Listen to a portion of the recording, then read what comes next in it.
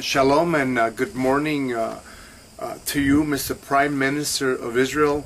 My name is Luden Centeno, and I'm here to try and explain to you my story, what is really happening to me, my wife, and my daughter here in Israel, Jerusalem.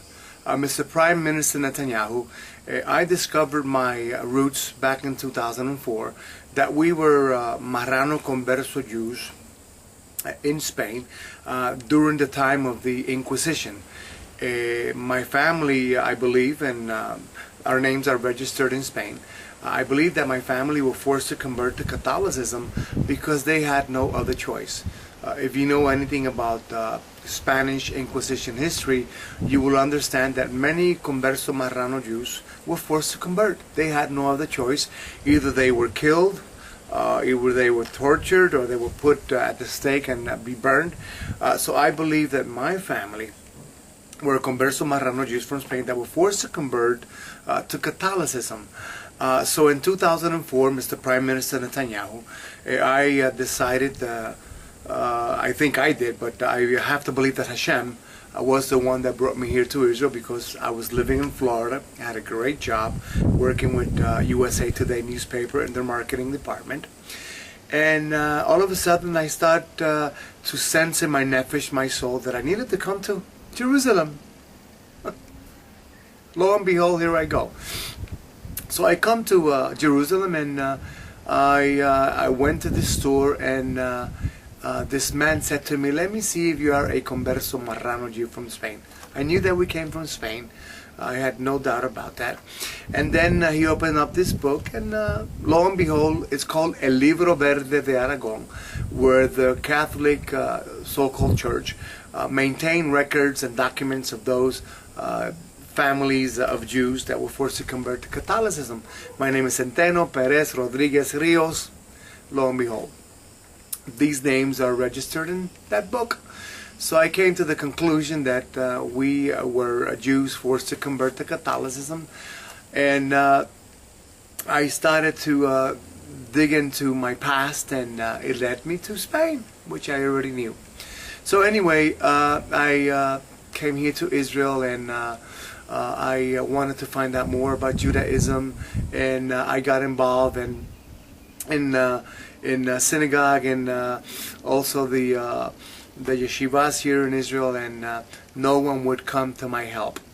I went to Shlomo Amar, I went to Rebbe Druckmann, I went even as far as the Prime Minister's office, your office, where the so-called rabbi that is appointed by the Prime Minister is the one that is supposed to help me. But I went there, and I could not get any help from the rabbi that is at the Prime Minister's office. So I went back to the U.S. and I spoke to the Rebbe Margolis, and I said, "Rebbe Margolis, this is my story. Can you help me?"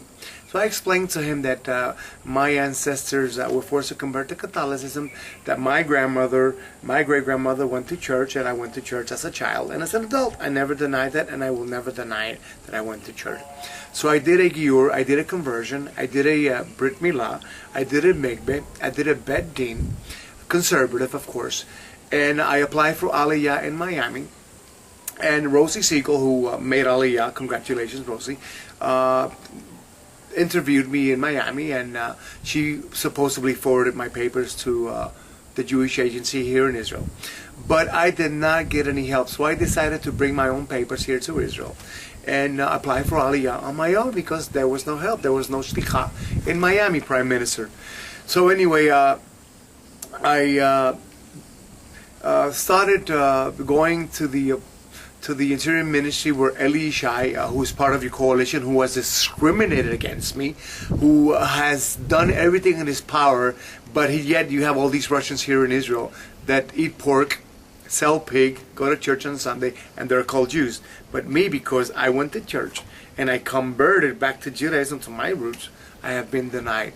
So after a year and a half of getting every day to the Interior Ministry and knocking and asking why, they sent me a letter saying that they had reason to believe that I was involved in Christianity. My rabbi from the U.S. already knew that. He has written letters to the Interior Ministry, yet they are using an article written by Filipinos, I believe, not me. They're using an article from Filipinos saying that it is my article, which is absolutely not true.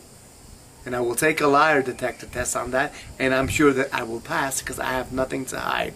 Mr. Prime Minister, I am not able to work here in Israel. I'm not able to provide for my family due to Eli Yishai, who has discriminated against me, Lior Shachar, Mazal Cohen, and Eleanor Golan, who interrogated me for 2 hours and a half while my attorney sat there at her office and could not even say a word. So, Mr. Prime Minister, I know you have a lot of troubles coming up ahead.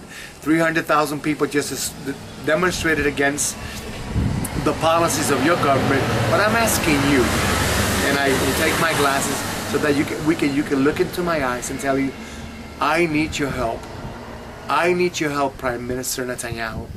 I need to work. I need to provide for my 1-year-old daughter who depends on her Abba, her father, to work. Please, Mr. Prime Minister, I'm asking you.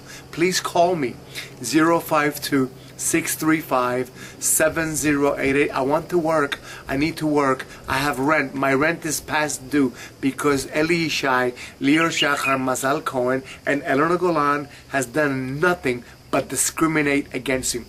We have filed a petition to the Israeli Supreme Court March 14th this year. We filed. It took your government 7 months to respond to the petition that we filed. Shame on them. Shame on them. Prime Minister Netanyahu, I'm asking you, for the sake of the house of Israel. My wife was a Moroccan Jew. Her father, who's an Iraqi Jew. They believe me. Yet your government, Prime Minister, is discriminating against me. If I was here as a Christian, I could have used my wife to get residency. But I told my wife, no, I'm going to fight because I am a fighter. Prime Minister Netanyahu, call me 052-635-7088. I need your support. I need your help. This will be the greatest opportunity that you have to show the people that have been demonstrated, those 300,000 people, that you do care about me and my family, my daughter. Thank you, Mr. Prime Minister, and all news media. I will post this on YouTube. Thank you, and shalom, Prime Minister Netanyahu, and all the best to you. Shalom.